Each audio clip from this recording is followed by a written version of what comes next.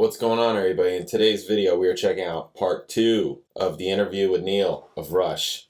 Again, not going to say his last name because you guys are going to dog me. Because I don't care. Even though I think the guy's amazing, I'm not trying to disrespect him or whatever. I'm just like, Peart. Peart.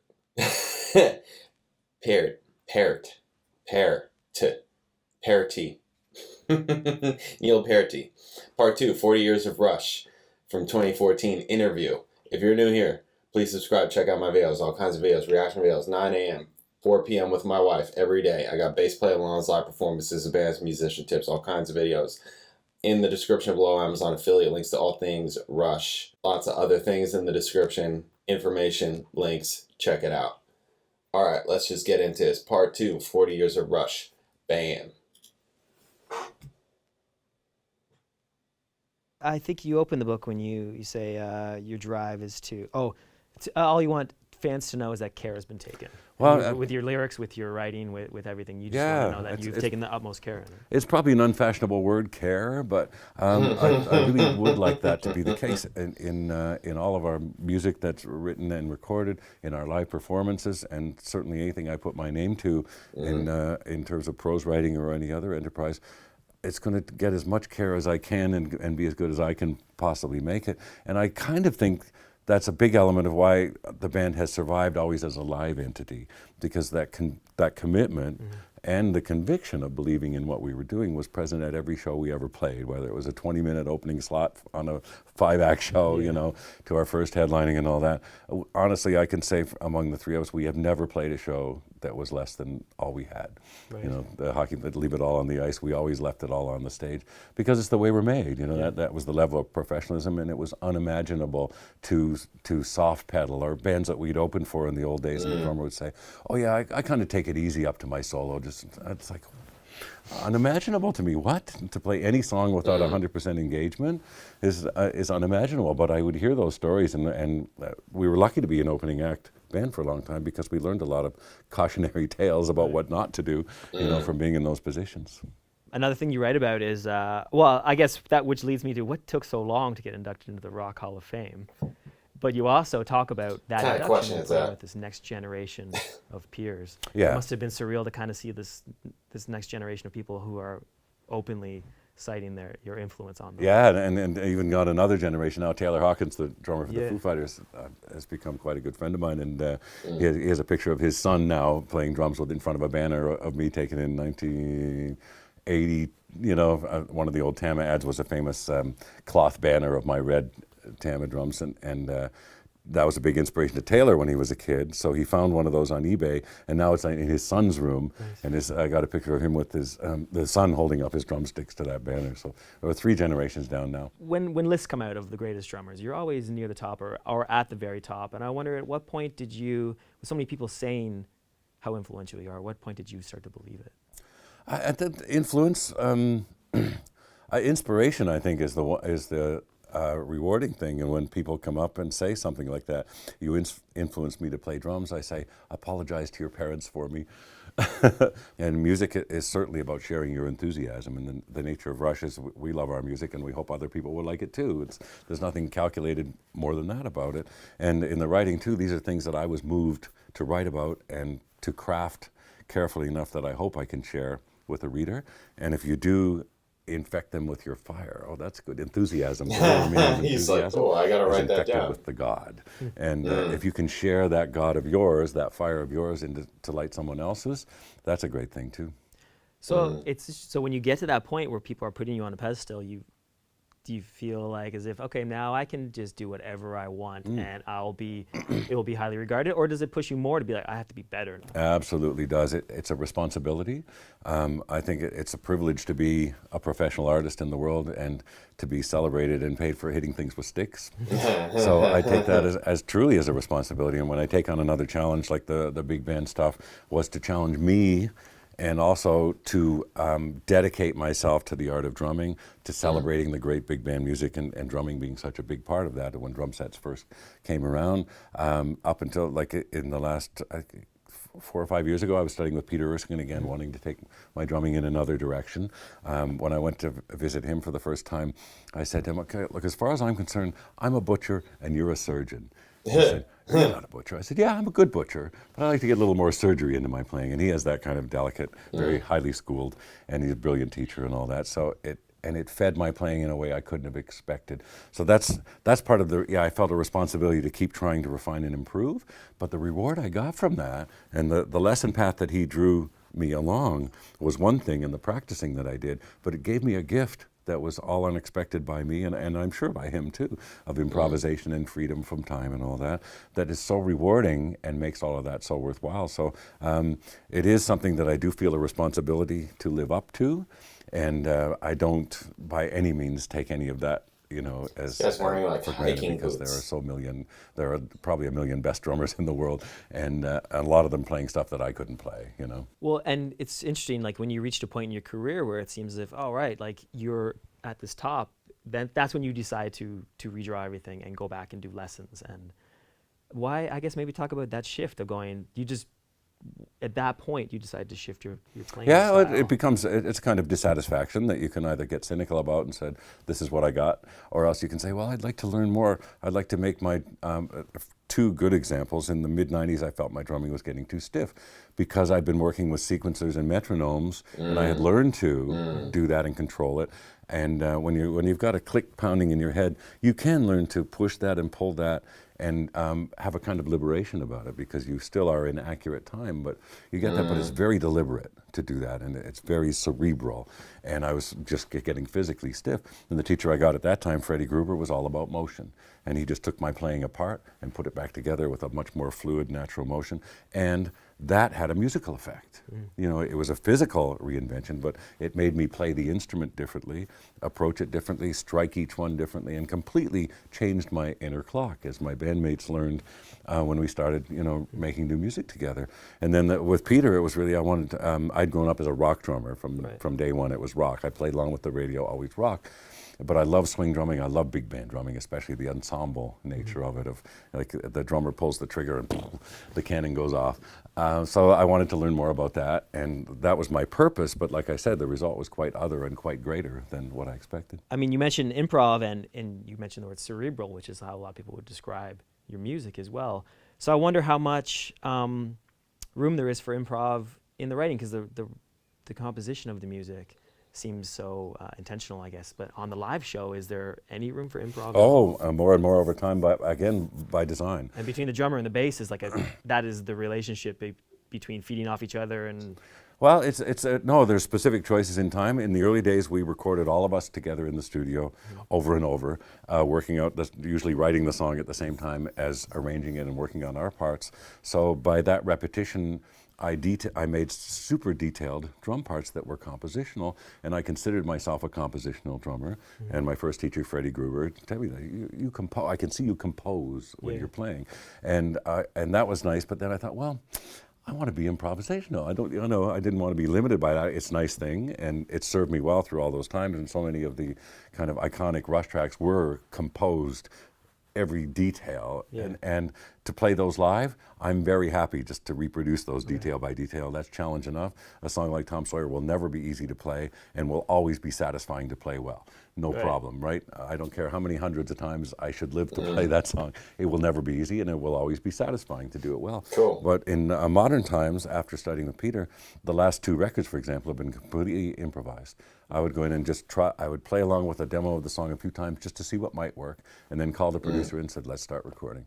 And had developed the freedom of time sense through studying with Peter Erskine to be able to do that. And what a revelation. And then sometimes those improvised parts, you can take sections of it and put those all together into a master performance that was all only done once. And I think you can hear it. You can hear I got it into a crazy drum fill, and the listener has to be going, oh, is he going to make it? And then when I get back to one, it's like, oh, so satisfying because of tension and release, right? One of the elements of drama, especially in music, tension and release. So to introduce that into each element of my drumming, and maybe that does become a fixed part that in most cases from Clockwork Angels and Snakes and Arrows songs, I did want to learn those because like they were created that spontaneously and put together from moments that only happen once. But when there's a master performance there, I'm quite happy in most cases to learn that. But in soloing, I became almost completely improvisational in recent years. Well, what a major shift in style for a band too, to do this one way for so long and then to be like, let's try it improv. Well, that's how we survive, I think.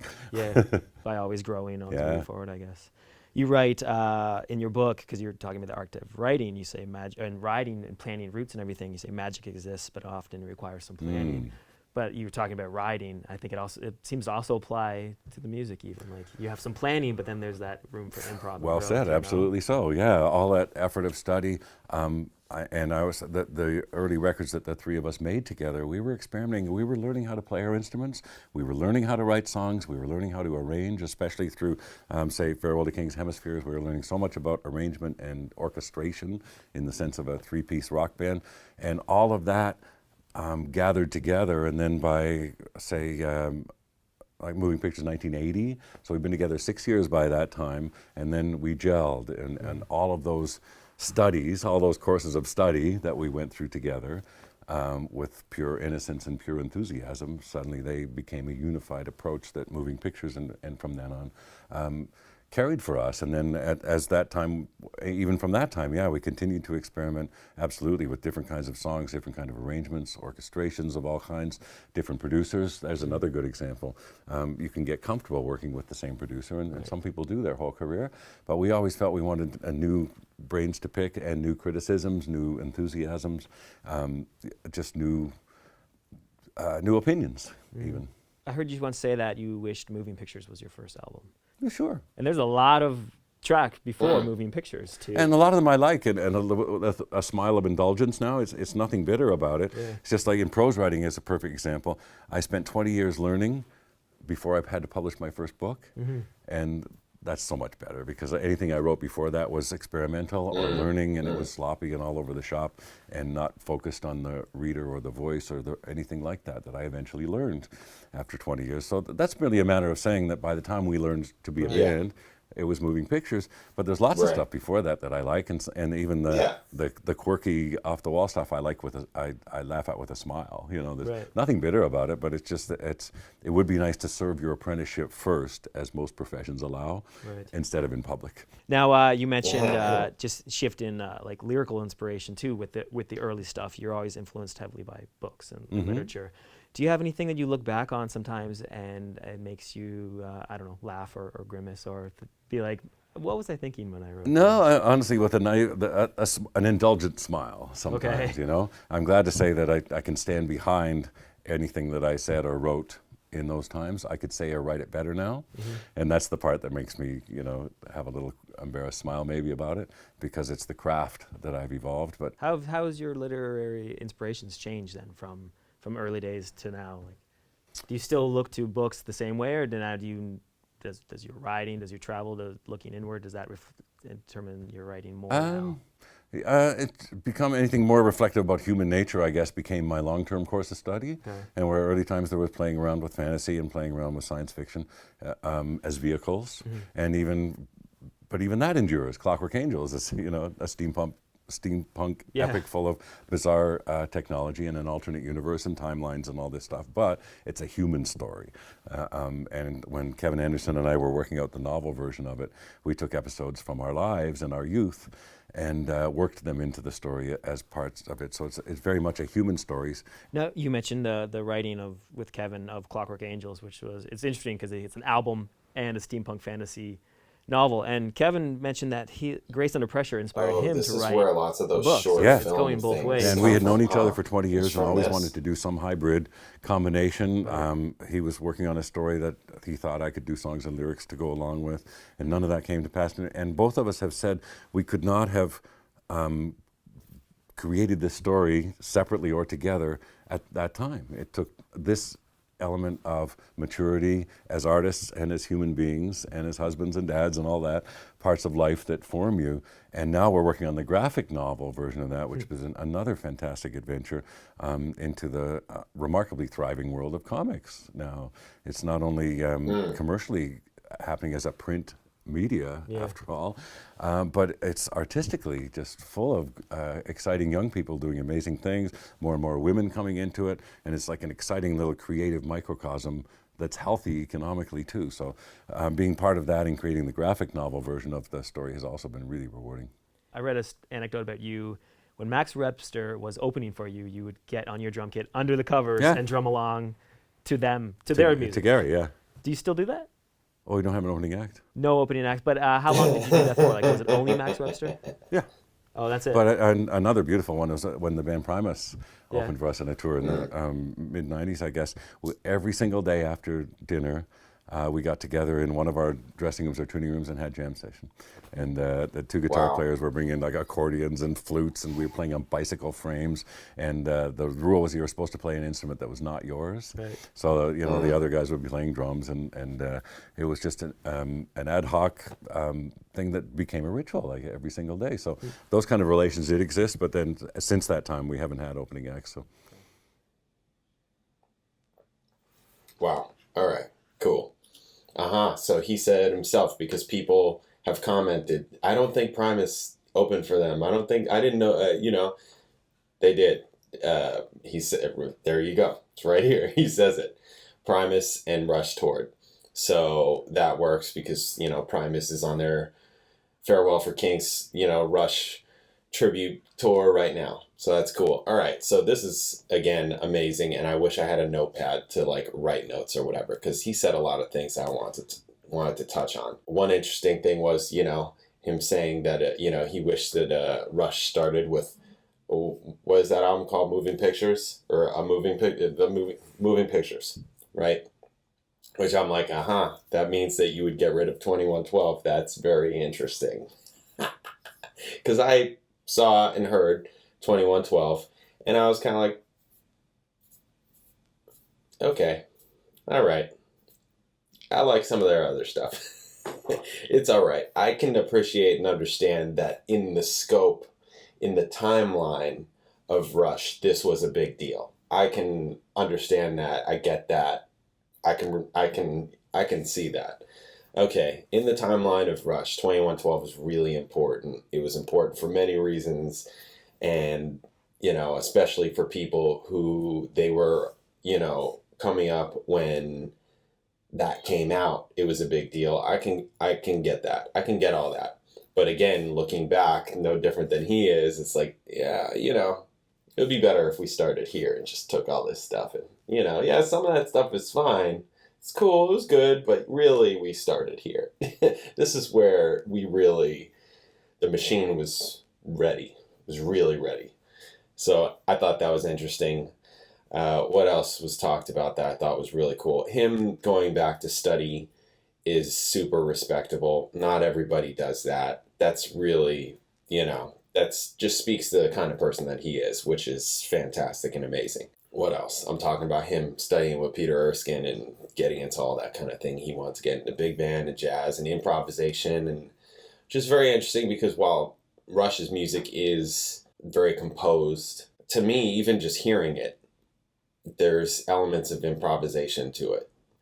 But maybe that's just because I consider myself, an improvisational musician. I don't play this, while I can play the same thing the whole time, to me, I improvise a lot. I study jazz. I like to improvise. So even though I don't like to solo, those are two different things. As a bass player, I like to play my role and improvise within the role as opposed to solo. Soloing is fine, but to me, I'd rather hear a sax solo or a guitar solo or some other more lead instrument than a bass solo. I don't care about bass solos. That's, whatever. Anyways, that's a whole different conversation. Sorry. I think it's really cool that he went back and stayed and continued that whole thing. I think that's amazing. What else? Freaking what took you so long to get into the Rock and Roll Hall of Fame? Dumbest question I've ever heard in my life. I was like, are you kidding me? What is wrong with you? Anyways. Okay, what else? I feel like there were other things that I really wanted to touch on. Yeah, I think that him, wanting to be able to just live life. And because he mentioned, like, you know, he'd be somewhere, like the experiences when he's off the road or in between dates, and he's like when he mentioned like at a gas station or a diner, and you know, like he's just out and people don't expect to see him, and and people almost don't recognize him because they are not expecting to see him, you know, even though they may have a Rush t-shirt on, they're not even thinking, I'm looking at Neil right now, you know, all that kind of thing. I think that that's cool because, you know, I mean, it's that whole humble, down to earth thing that makes this group of guys who are incredibly uncool wearing, you know, hiking boots. Like, what is he wearing? You know, like the ultimate dad wear right here, right? But yet being super cool, you know, that's awesome.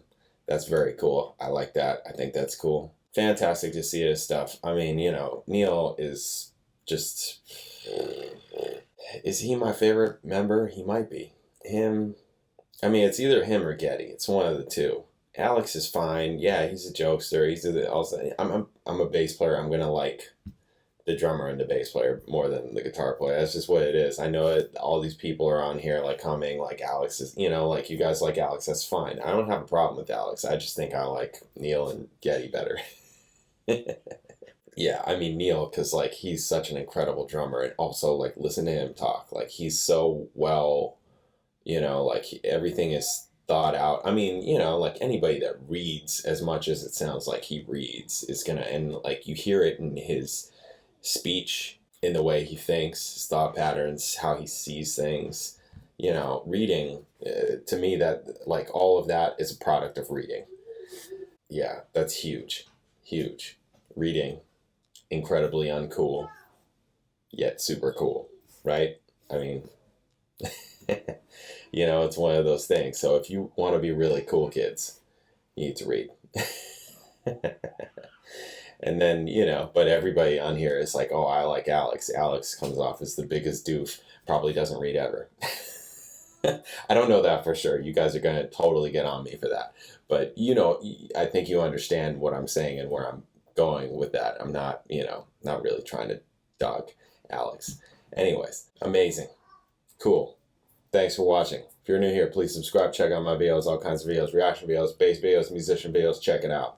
In the description, Amazon affiliate links, lots of other links, lots of information. Definitely check it out. Thanks for watching. I'll catch you in the next video.